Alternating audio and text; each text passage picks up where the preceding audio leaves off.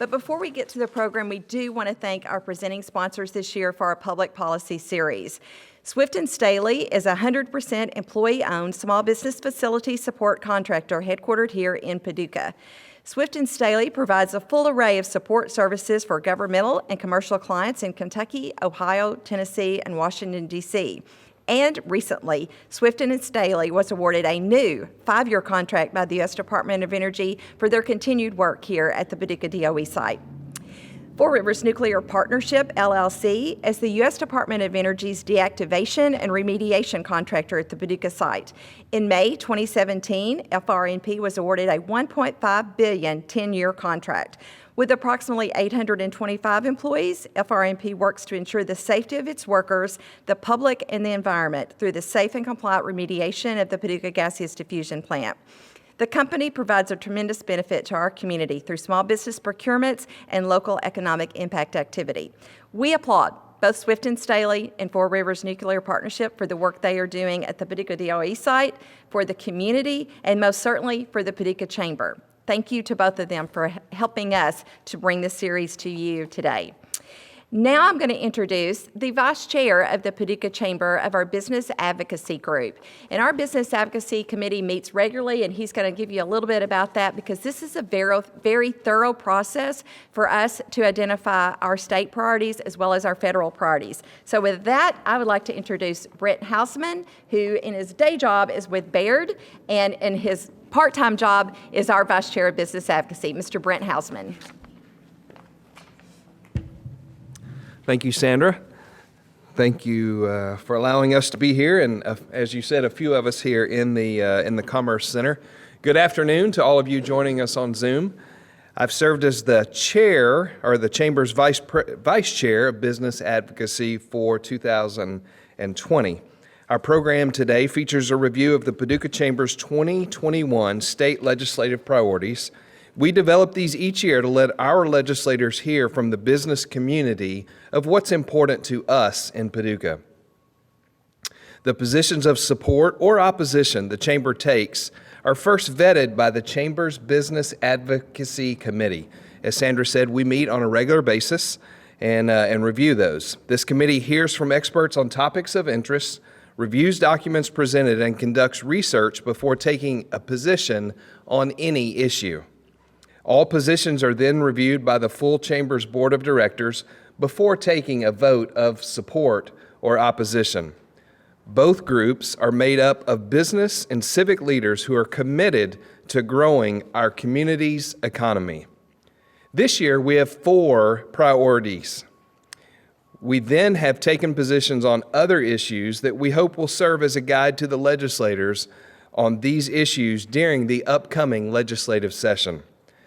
Our top priorities identified by the Chamber for this year include infrastructure investment, tax reform, COVID-19 legal liability protections, and unemployment insurance modernization.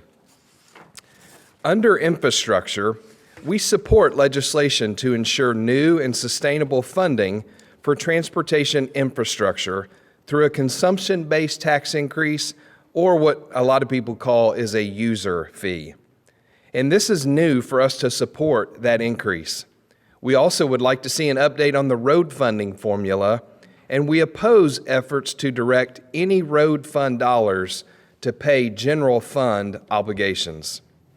We all know that better infrastructure will aid in attracting new businesses and retaining existing businesses in our Commonwealth, connect Kentucky businesses to national and international markets, and allow our citizens to have safe, reliable access.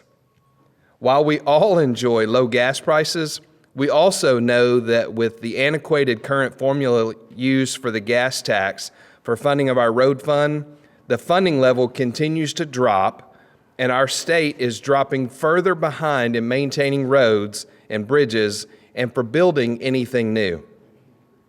Locally, some of our key transportation projects needing funding include completion of the widening of extension of US 62 or Blamble Road, the Inner Loop, which is Friendship Road, for the much-needed improvements there in the dangerous curve, U.S. Highway 60 improvements near Ballard County, improved access to the Triple Rail site, and the US 51 bridge replacement at Wycliffe between Kentucky and Illinois, and of course the completion of I-69 connecting Kentucky and Tennessee. The creation of a multimodal transportation fund to address the infrastructure needs of the railroad, aviation, riverport, and public transit industries would and is critical to meeting all infrastructure needs.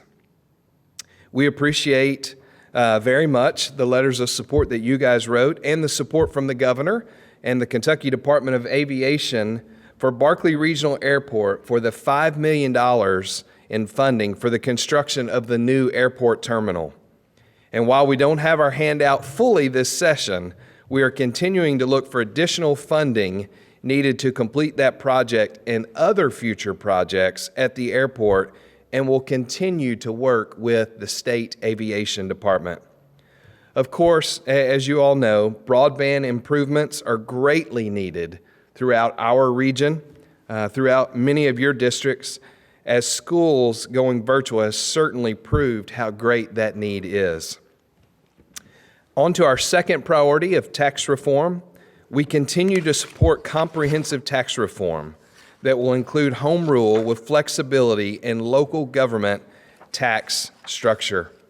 We want to see more consumption-based taxes that could improve our competitive situation as long as these taxes are not levied on business-to-business services. We believe all cities should have the same options, and currently about half of Kentucky's cities do not have the same option. Our focus for this is on leveling the playing field for all cities. We have long supported the local option sales tax, which could give Kentuckians the right to vote on a sales tax with a sunset provision dedicated to local projects. Pension reform. We know we need long-term sustainable solutions for Kentucky's unfunded pension liabilities. We know that you guys have worked hard on this in past recent sessions, and we encourage efforts to continue to fully fund pension plans to meet the full pension obligations as laid out in previous legislative sessions. A new position for our chamber this year is COVID-19 liability protections for employers. We've heard from a lot of our local business owners, and this is certainly a concern for them. Since the start of the COVID-19 pandemic, employers have struggled not only to keep their businesses going and protect the health of their employees, partners, and customers, they've also had to guard against opportunistic lawsuits related to the virus. The threat of litigation will harm Kentucky's economic recovery. We support legislation to protect all Kentucky businesses, including healthcare providers, schools, and government, which have complied with appropriate standards and guidelines. Another one of our priorities, of course, is modernizing unemployment insurance. It's critical for our state's long-term future. We support reforms to keep costs and benefits competitive with other states and increase workforce participation. The state's UI system has been in a crisis, as you know, probably better than us, throughout the COVID-19 pandemic, which has left the trust fund depleted and the state reliant completely on federal loans. The General Assembly must protect Kentucky employers from a large increase in unemployment insurance taxes. I want to briefly mention a few highlights of our positions on other issues. We've developed these as a guide, and we hope you will use these as a reference. I see you guys have them in your hands there, and for anyone tuning in on Zoom, we'd be glad to send these out to you as well. If you want to contact the chamber or even write in the comment box, we'd be glad to send these priorities out to you and our positions on the other issues as well. Education funding and accountability are critical, including higher education being more affordable and universities are free to excel. Adult education system is strengthened, and funding for early childhood and K through 12 education. Under business, community, and economic development, we'd like to see a small business development center in our community, in our end of the state, and more programs available for small businesses and entrepreneurs. As you all know, we lost that a few years ago, and we appreciate Murray State filling in the gap for us, and we know how beneficial our own center would be for our region. We added this year our support for minority business enterprises, including specific spending percentages of state contracts for those minority-owned businesses. We believe tools are needed to assist cities through regulatory assistance for addressing blighted, deteriorated, and vacant properties, as well as incentivizing investment in depressed properties in historic areas. As you know, tourism is critical to our community. We support tourism policies and programs to allow the industry to not only rebound, but also to grow. Workforce and human resources. The Chamber hopes the legislature improves the medical liability climate by an amendment to the Constitution that puts reasonable limits on non-compensatory damages in medical liability claims. We will now ask our legislators to share with us their thoughts about the upcoming session and anything they might want to add about our priorities. On behalf of all of us, first, we want to say thank you to each of you all for your willingness to not only serve as an elected official, but also your willingness to work with our chamber. We all know it's not an easy job, and we want you to know that we appreciate you and your families, because it's a sacrifice for them as well, for your time and your service. And last I checked, Frankfort is not any closer to Paducah. We appreciate your support on our issues in the past, for working with us last year, and we look forward to working with you coming up in 2021 session. That may be the first time I've said that. We will allow each of you to speak, and for the sake of time, maybe 5 to 7 minutes each, and then we'll wrap up with some questions and answers. We will begin with our state senator from the 2nd District. State Senator Danny Carroll represents McCracken, Ballard, and Marshall counties. Senator Carroll joins us today via Zoom. Thank you for your time, and thank you for joining us, sir. A very ambitious agenda for the chamber for a short session. And I think the other legislators will agree, we're going to have to be pretty realistic about what's going to go on in this session. Being a 30-day session, and since we will be doing a budget during a 30-day session this time, and when you combine that with all the restrictions that we're going to have during this session as far as time in committee and the number of bills that will be allowed to move forward because of those constraints and all the safety issues, I think this session is going to end up being a very focused session. And that focus will be mainly on current issues facing this state, looking at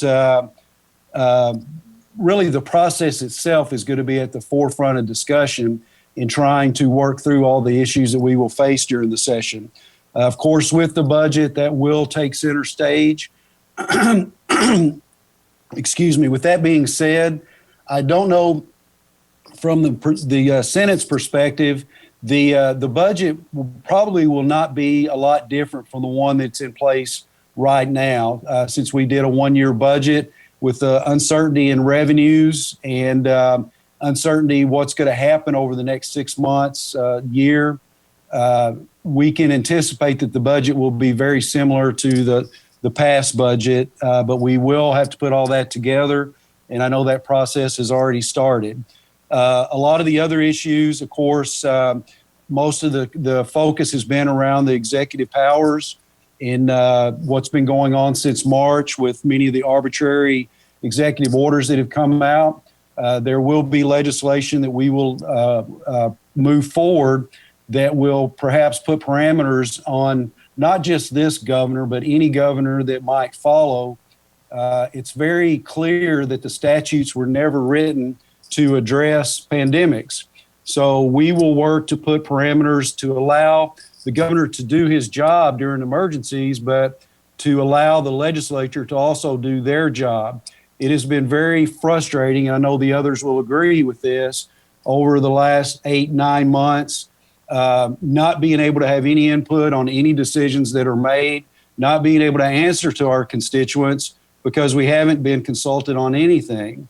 And so our goal is to put the legislature back where it's supposed to be and where we are a policy-making body representing the people directly. And but we also want to allow the governor to do his or her job in the future, but just to strike a balance in dealing with situations like this. Also, the COVID-related issues probably at the forefront, getting our kids back in school. The experts agree that's where our kids need to be, and for some reason our governor disagrees with that. And there is a price that we're all paying for that, especially our kids in many different areas. Mental health being at the forefront of that, and all the issues that go along with that, with safety issues, with some kids being at home and not having access to safe places. So that will be at the forefront. And as was mentioned with the liability issues, I expect legislation to move forward pretty quickly on that to put some liability relief to our businesses throughout the state and other entities in dealing with that. And personally, from running a child development center, I know the struggles we have every day with this and concerns that we have about liability that we're always worried about. So those of you in the business community running your own businesses, I understand. And I think most everyone in Frankfort understands that we need to get that in place to put some protections there for our business owners and to allow them to move forward. I expect there will be bills that will move forward on social justice reforms, also police reforms. I heard about the unemployment insurance issues. That has fallen in the committee that I previously chaired with economic development, labor, and tourism. And right now, as of December 8, we were still looking at about 87,000 claims pending in the state of Kentucky. That number has not gotten any better over recent months.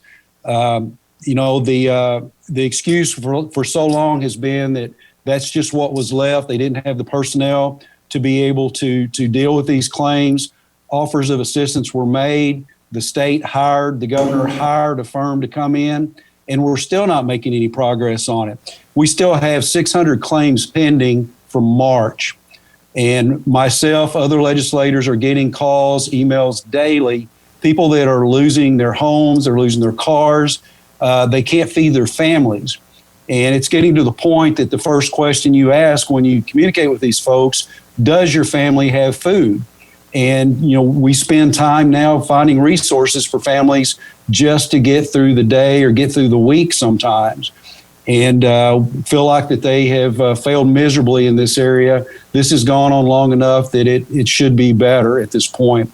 And they should have at least handled March, April claims.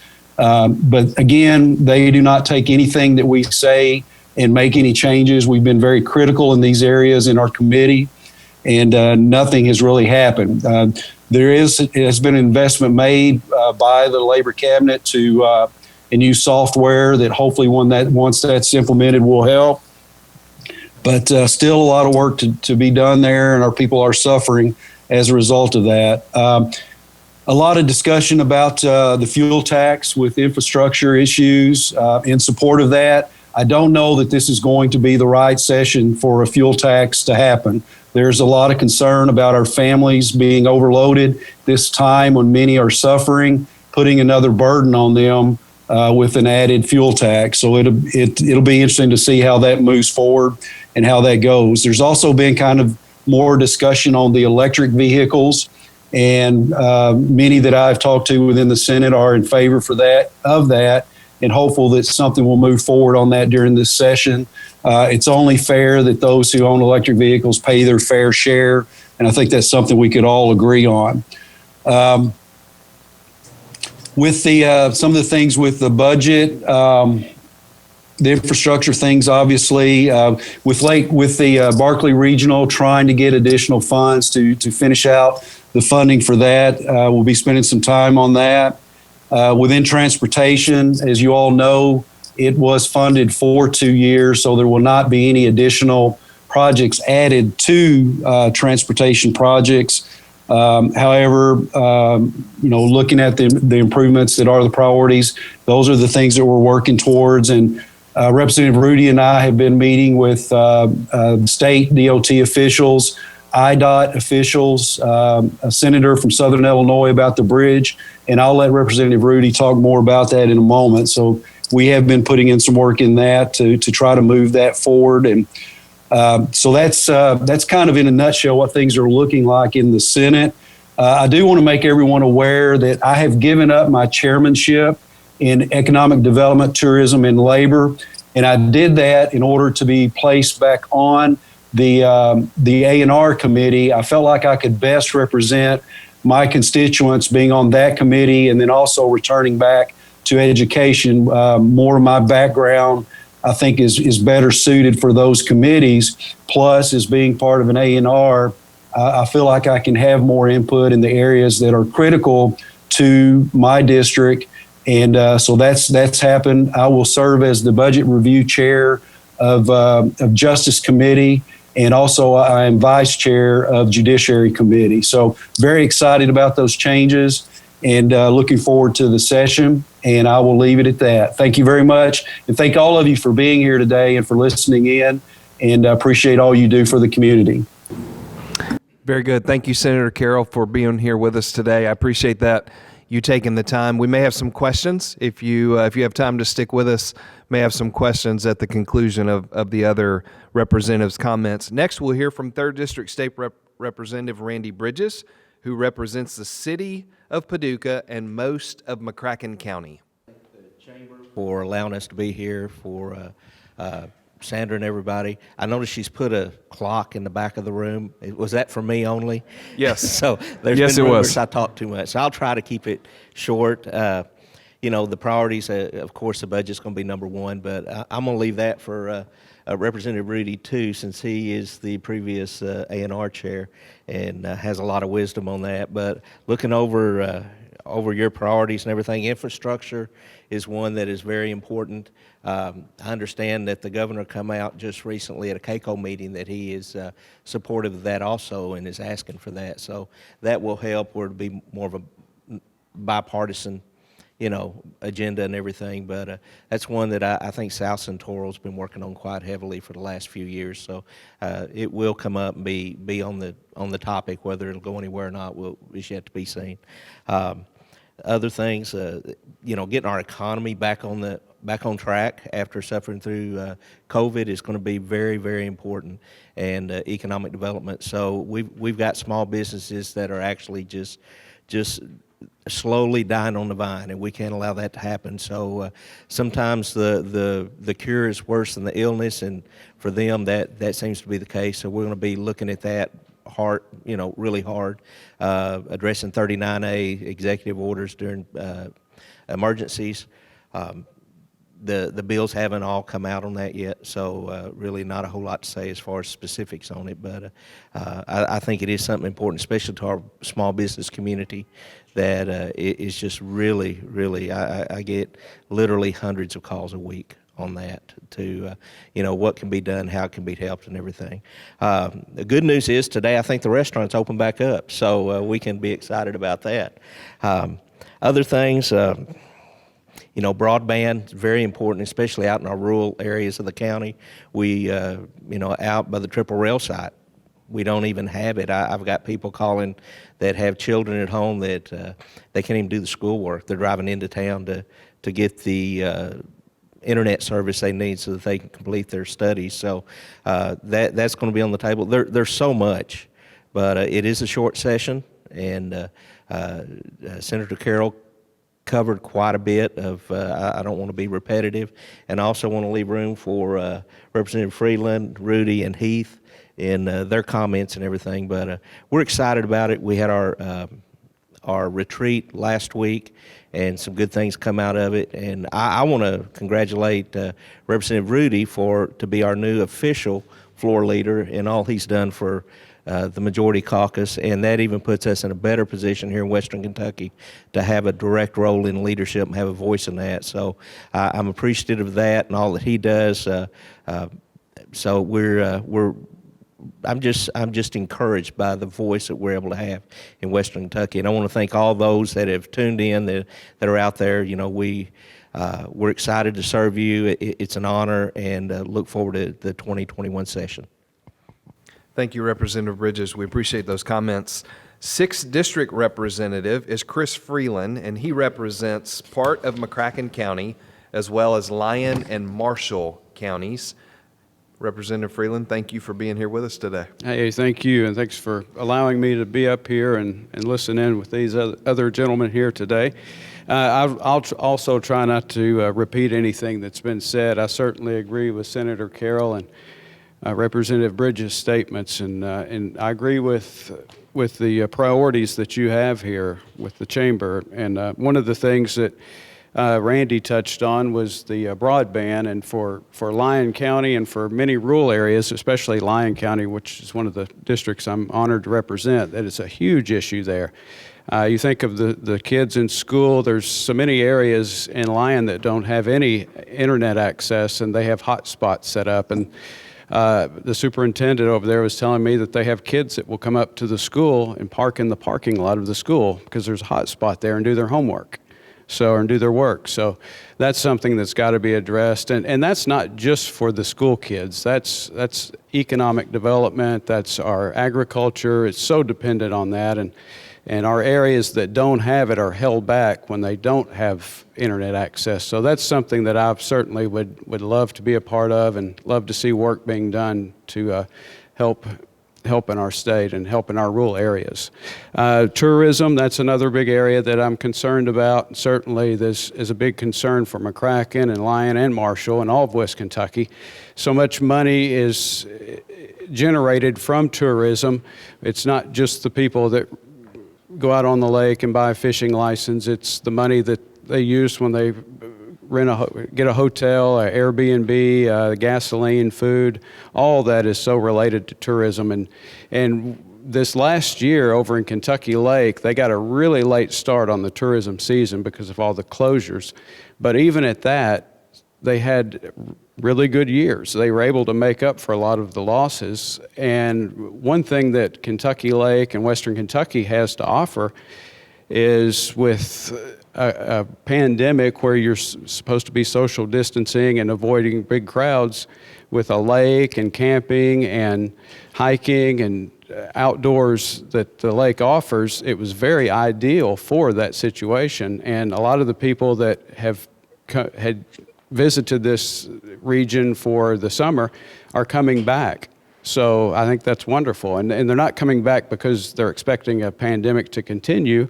They're coming back because they loved it here. And I think I was looking at the numbers in Kentucky, and Representative Rudy could probably correct me on this or know for sure, but we're like almost last or dead last in how much we spend in promoting Kentucky, our state does. So that's something I'd like to see improvement on. And I know money will be tight, as it always is with Kentucky's budget, but I think things like tourism certainly help pay back. I think it's a good investment for our state.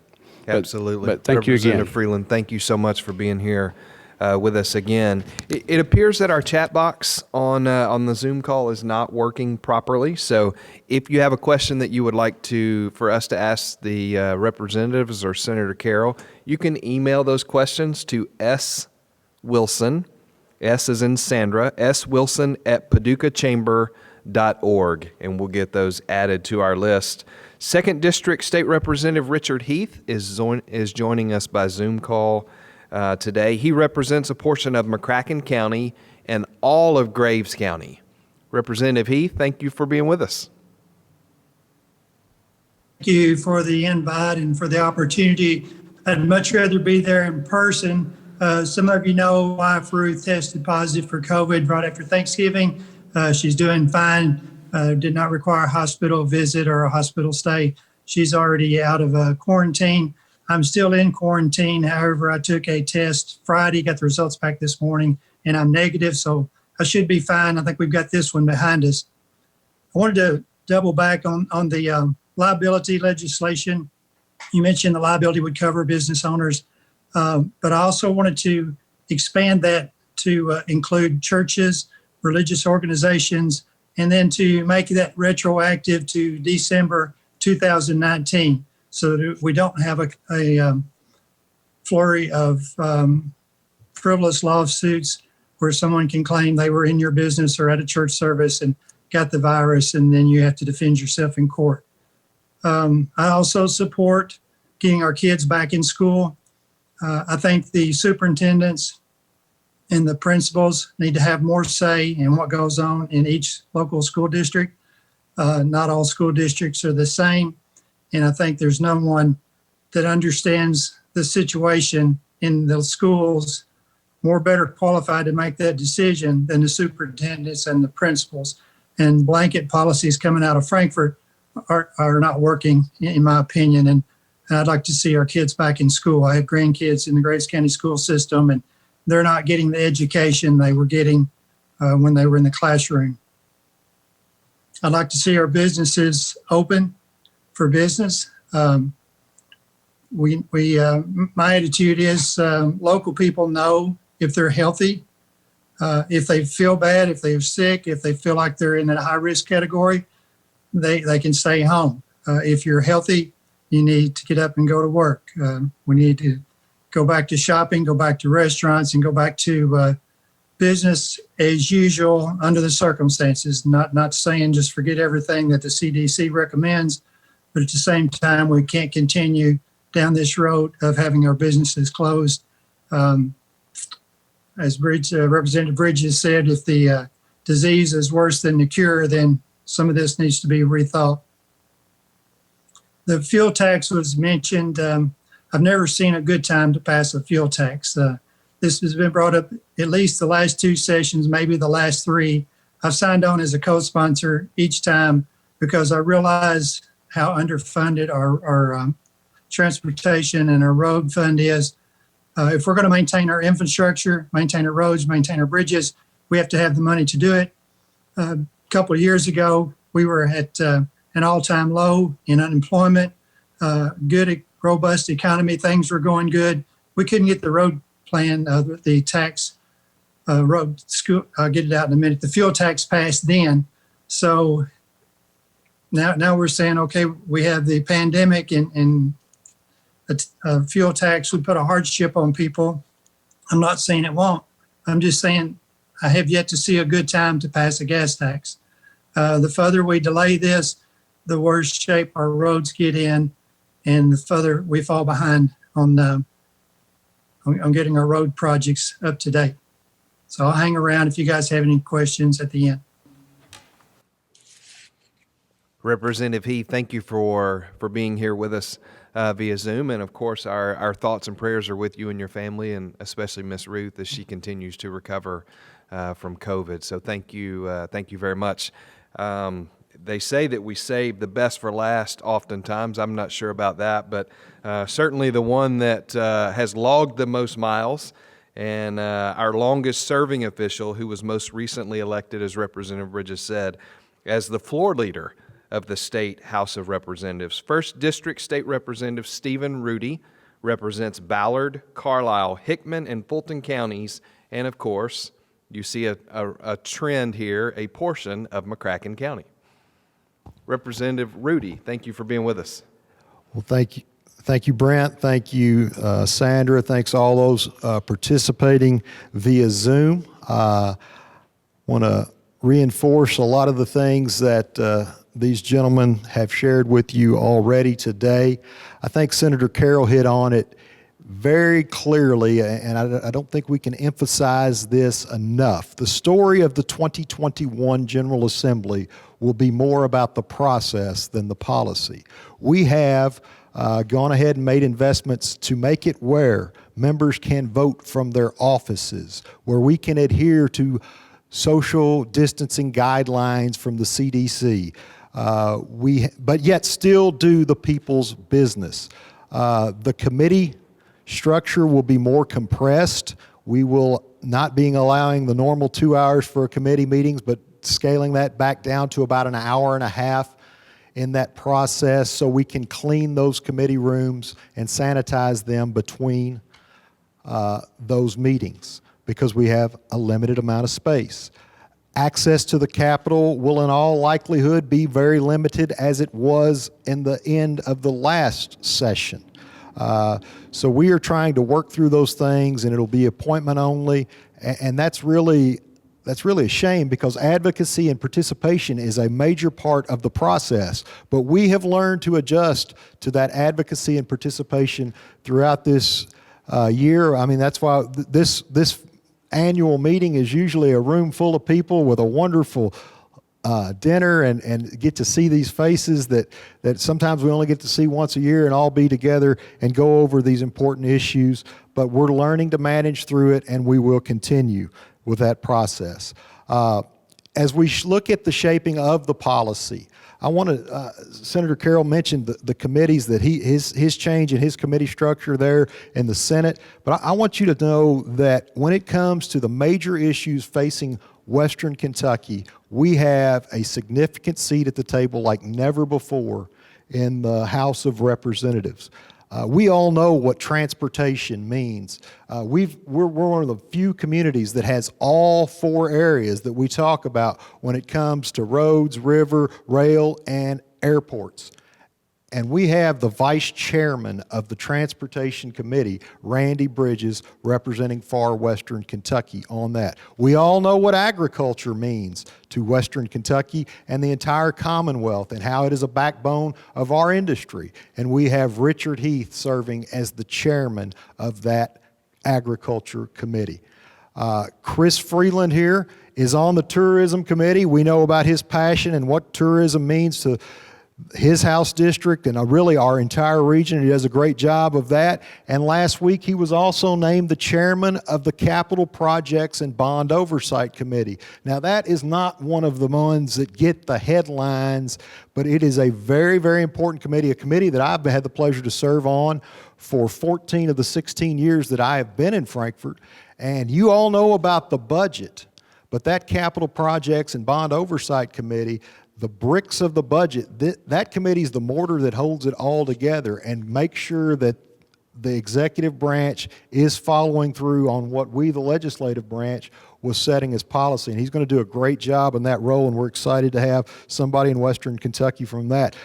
A committee that Bob Leeper used to chair many, many moons ago as well from the Senate side in that, right before he became the Senate A&R chair. So we got a lot of key players in far Western Kentucky that helped to shape that policy. This session will be mostly about the budget. Everybody says, well, you're not supposed to pass a budget in an odd number year. Well, yes, you're not supposed to, but we're going to have to, because the fact of the matter is the pandemic started when we were in the middle of crafting the state budget. Based on forecasts from December of 2019, with a group of economists called the Consensus Forecasting Group, they came and gave us the number to budget to long before any of us have ever heard of COVID-19. Matter of fact, when the House passed the House version of the budget earlier this year, we didn't even have an active case in Kentucky at that time. In the 2 weeks that the Senate had to craft it, the active cases had started, but they budgeted to the original number as well. But then when we got to the Free Conference Committee to work out the differences, we realized that number was no good. We had no idea what number to budget to. Should we pull in? We could ask the economists to come in and give us another forecast, but they didn't have any clue either. This was all relatively new. The government had not shut down the entire economy at that point, so we did not know what to do. We ended up taking the only number that we had, the worst number that we had that was an actual number, which was the pessimistic forecast that they had given as well. They give a group of 3 different forecasts. We took the bottom of the barrel, worst case number, and passed the first year of the budget and said, let's wait and see what happens. Surely, by January of next year, we'll have a more clear picture of what this thing's going to look like. Well, here it is, January rapidly approaching, and I would say that the virus doesn't look the same today as it did then, but we don't know where the end is in sight. Thank the good Lord for all the medical marvels that have gone on, and Strawberry Hills doesn't have them yet, but the vaccines are in America and will soon be distributed through, I think that they said that people will be getting injections as soon as today. Truly a miracle at the technological advancements that's gone on in medicine just in this short amount of time, relatively. But I think besides the budget, most everything we deal with this session will be COVID-related and response-related.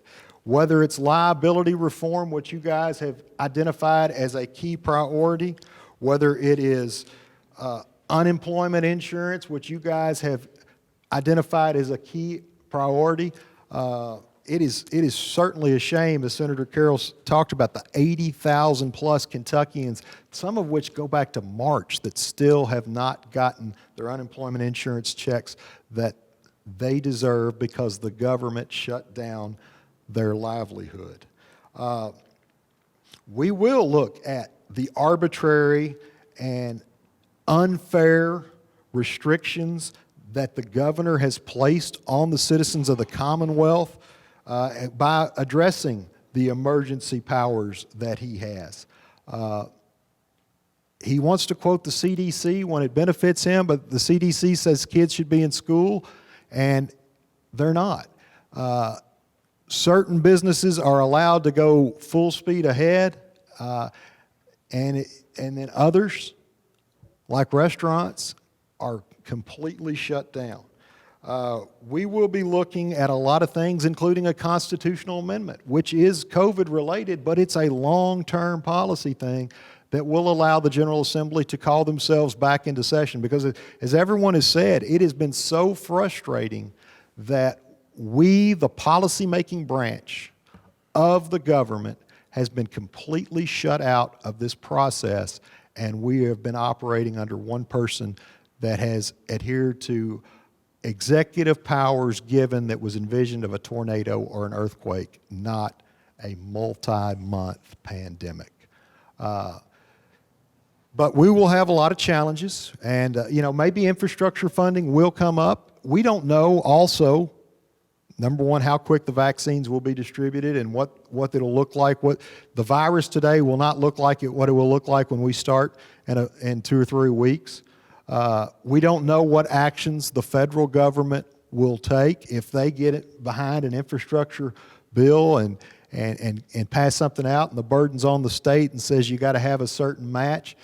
Maybe we will be able to make those investments to draw down more federal funding. So we will be looking at all that. I'm remaining cautious about what we're doing to the value of the dollar by asking for more and more federal stimulus. If they decide to make that investment, we will take those tax monies and spend them wisely in Frankfort. But I think we have to be very cautious about asking for another round when what we may need is the government to get out of the way and let businesses get back to work and get the economy going on its own. I'd be glad to take any questions from any of you, and I just hope you all have a wonderful, wonderful Christmas season, and pray for us as we begin the 2021 General Assembly.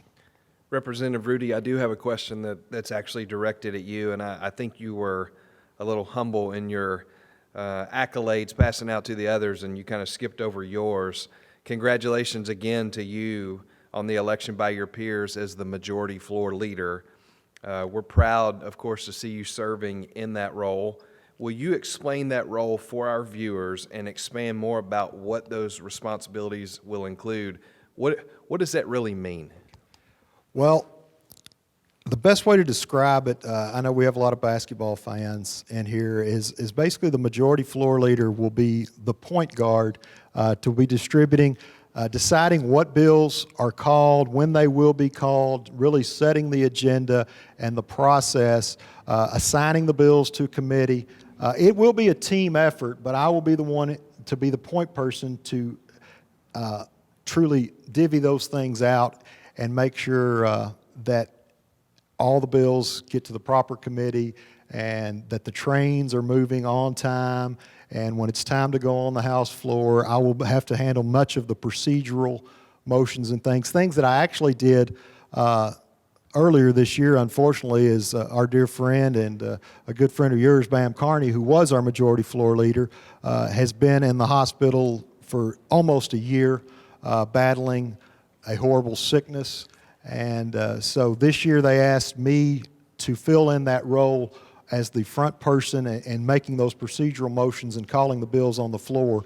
But I will be doing that more in a full-time type capacity of not just the front work, but the behind-the-scenes work that goes with that job as well. We appreciate. I understand that you carried double duty last session between A&R chair and filling in for Representative Carney. So thank you again for not only representing Western Kentucky, far Western Kentucky, but also the work that you did there on behalf of the House leadership. Senator Carroll, if you're here with us, maybe this question may be directed at you.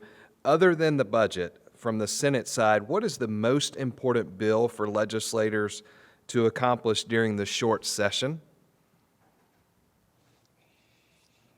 Well, I think they're the ones dealing with the COVID issues and the executive powers. I think those are the ones that we are getting the most response from our constituents. And so I do think those are crucial and really just bills that are dealing with all the recent issues from social justice to police reform. I think those are important to get our state moving forward again. But we have to make sure that whatever decisions we make as far as the executive powers, that we're going to be able to move forward as a state. We're going to suffer the consequences of decisions that have been made for decades to come.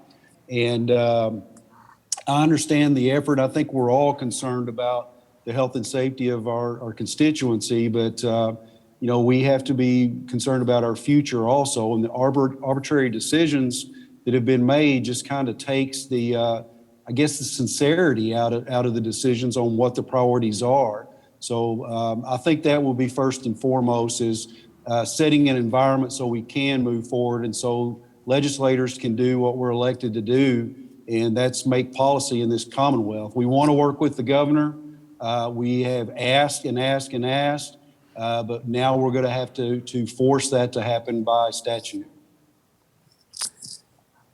Next question on the list, and anybody can jump in here. How does the 2021 and 2022 budget look in terms of balance? The 1 year that has to be done during this session. Well, that same group of economists met again last week and gave us the number to budget to the 2022 fiscal year. The numbers actually look pretty good to where we could do, as Senator Carroll talked about, basically just keeping everything flat for the second year of the biennium.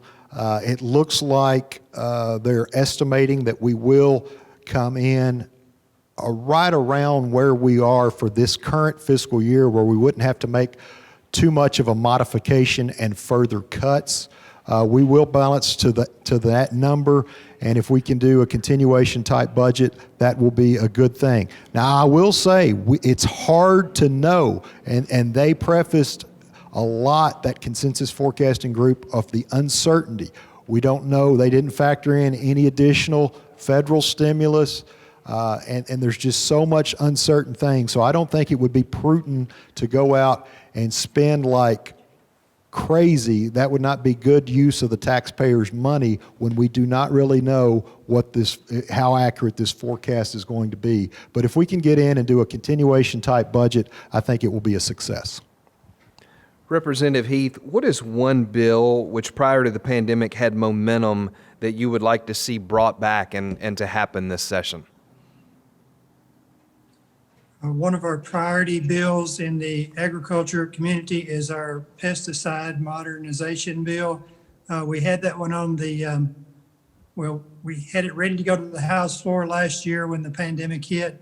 It got cut short and it did not make it through, so it will be one of the first bills we'll start this session with. All right, thank you very much. We have a question here, I believe possibly leads back to redistricting. I think I'm kind of trying to read between the lines here. Since the census information will not be available until after the session ends, what will be done about the January 7th filing deadline? We're having conversations about that, where we could potentially move that for,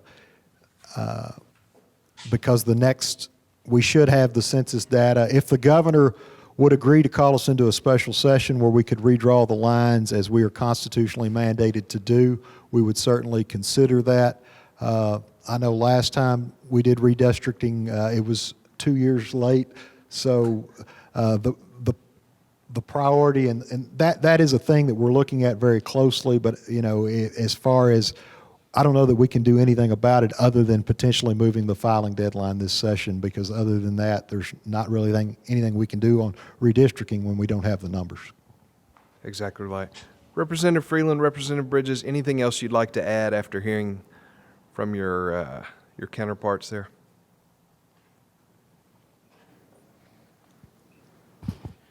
I will keep it brief. I just want to say that it's an honor to work with these guys and to represent the constituents of Western Kentucky. There's a good group up there. We've been working all interim, addressing the COVID needs and bills that are in discussion. We're not at liberty to discuss some of those right now, but I'm excited about the changes that are going to be made, and they are all positive changes, I would say, that's going to move Kentucky forward, and especially move Western Kentucky forward. So with that, that's... Thank you, sir. And I think this session is one where we need to really keep priorities on COVID-related bills and bills that Representative Rudy and Senator Carroll had mentioned. I think that's going to be one of the big keys.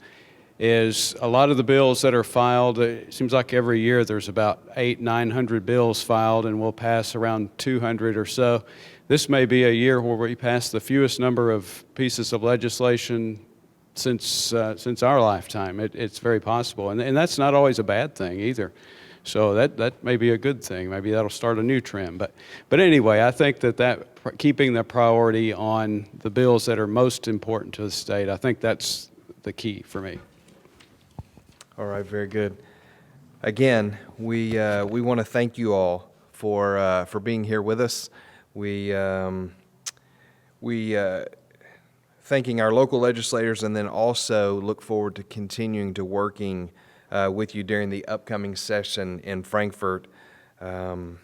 We look forward also to working with you to move Kentucky forward. We have a lot of recovery to do, but also to move forward. Typically, we would bring a very large group to Frankfort in February for our trip, but it looks like we'll be hosting a forum very much like we did for our DC event.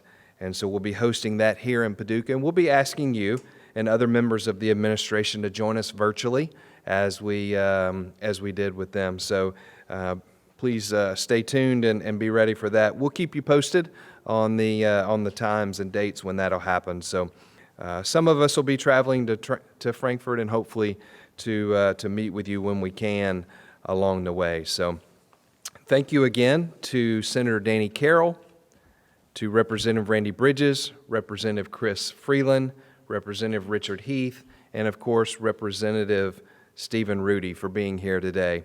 We appreciate you and your service to Paducah and McCracken County. Thanks again to our sponsors, Fore River Nuclear Partnership, and to Swift and Staley. Thank you everyone for joining us today on Zoom, and we hope you have a Merry Christmas and a Happy New Year.